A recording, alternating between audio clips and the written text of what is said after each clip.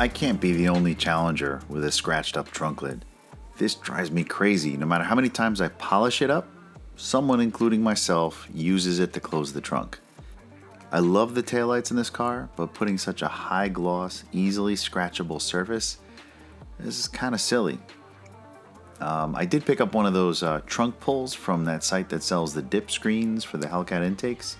I'll drop a link to that in the description. This is kind of like a really simple fix to such a big issue. There are tons of badge delete videos out there, so I'm going to use it to just talk over.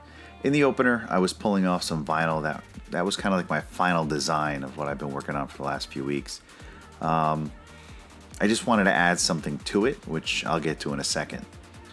Right here, I'm washing the trunk in standard dish soap. You can also use baby shampoo. You just don't want to use car wash suds because they contain waxes and other stuff that won't allow the vinyl to stick as well.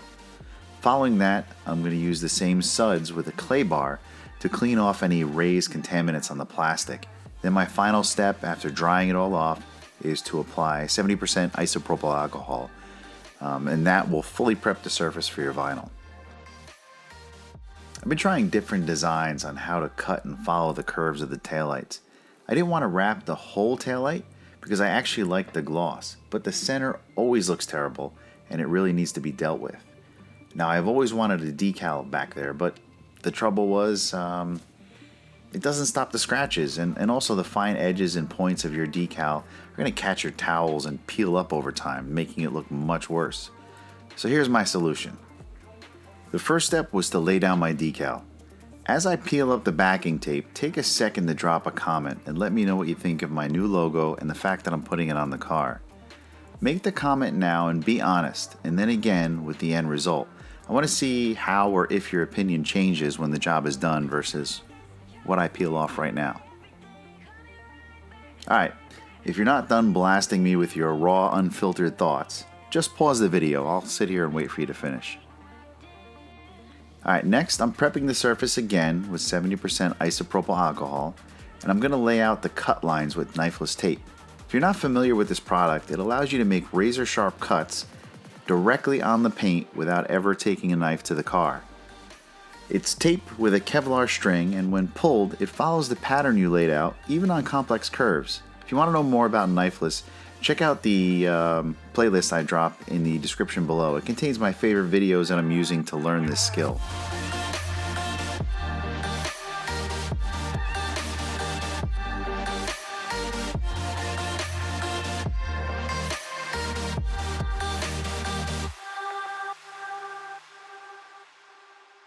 I'm freehand following the curves of the taillights with knifeless tape. You don't stretch or pull the tape, you just keep it firm and draw the lines, and you leave a 6-inch tail on both ends of the job. Here I'm fighting reflections while trying to follow the curves. I just keep lifting and reapplying until I get it right.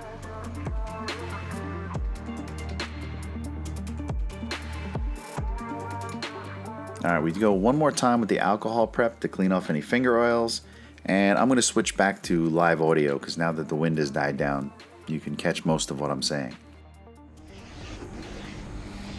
Now, before you guys freak out about using a blade on the car, I'm going to be taking the blade and resting it on this trim piece and sliding it along this trim piece. I'm not cutting against the car in any way. The nice smooth edge of the blade is actually riding on the trim piece. So, I know there's going to be a lot of thumbs down for that one, but that's the way you do it. In no way does the blade come in contact with the car. We're also using this knifeless here to help out with, without damaging the vehicle in any way. All right, we're going to apply a little heat, and then we're going to drop the vinyl on there.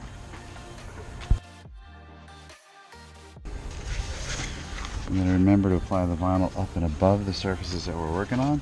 That's why we clean all the areas around it. And we will, of course, cut away a lot of the pieces that we don't need. Set up. We want to overlap all the cutting zones by quite a bit.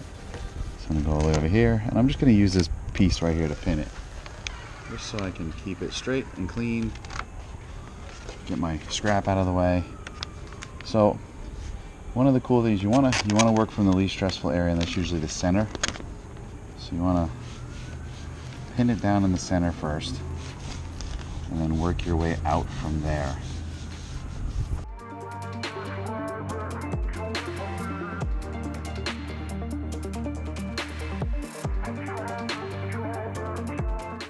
Alright, I got a nice soft edge squeegee. You can use water, spray wax, just to reduce friction. So what I'm going to do right now is I want to get past, I want to get all my main areas done, and then we're going to have to make some relief cuts to hit these corners over here, because we don't want to stretch the vinyl out too far, but I want to get the center worked out first. Alright, so we got a lot of work to do to get the emboss effect going here.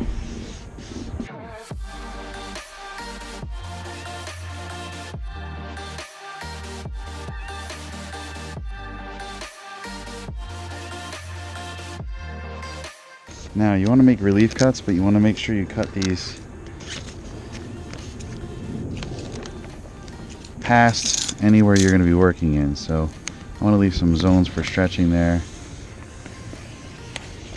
We'll get rid of that. Now I want to be super careful up here.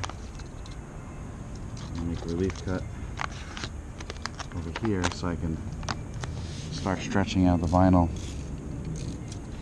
in these corners. I want to make a relief cut past.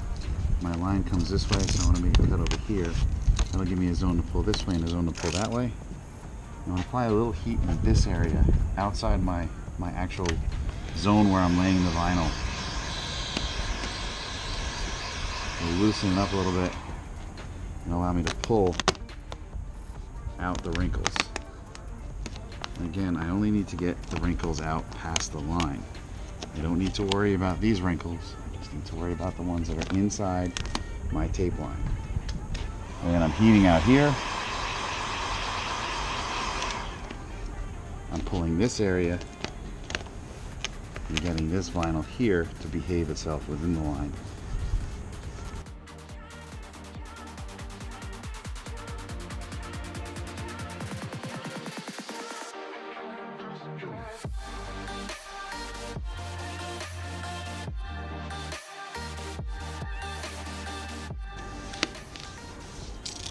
Alright, remember, not cutting on the car. I'm riding the blade along a body line.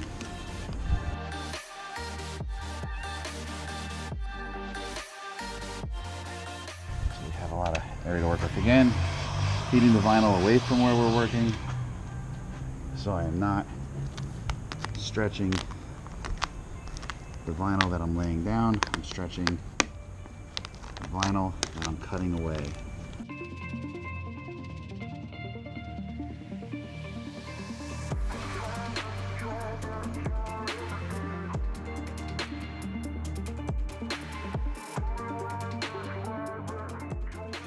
Halfway there.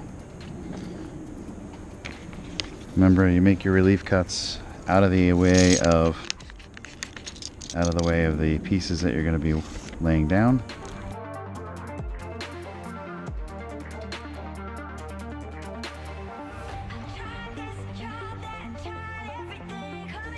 You see how the mess, all the mess and the wrinkles are up over here.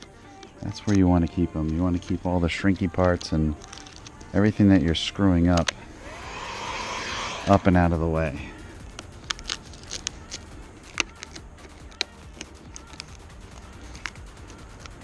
So this looks to be like a little problem area. I'm going to run my knife blade up along the body line again. But you do want to make sure you don't have bubbles, wrinkles in the work zone. You can heat it up, bring it back to normal. Just don't stretch it out when you're laying it down on the areas that you're working in too much.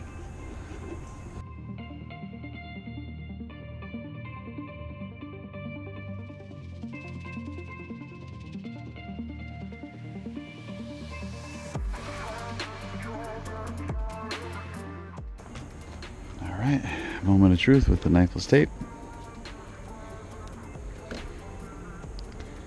Nice, slow and steady cut.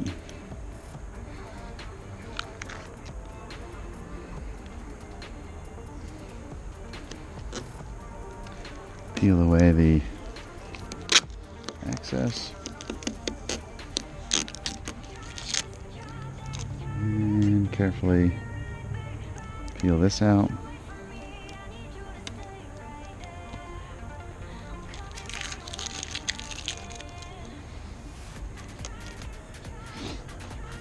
A little bit of heat.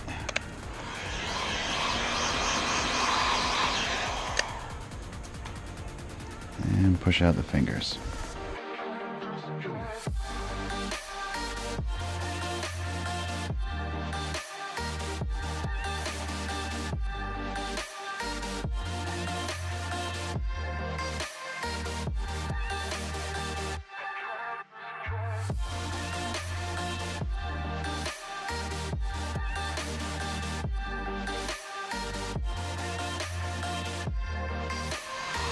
So you can see my mistake here. I put too much heat on the D trying to get it to lay down right, and I ruined the edges. I don't know if I think I permanently scarred the edges there. The rest of this looks pretty good. Gonna leave it for now, wax over it. But that poor D is shot.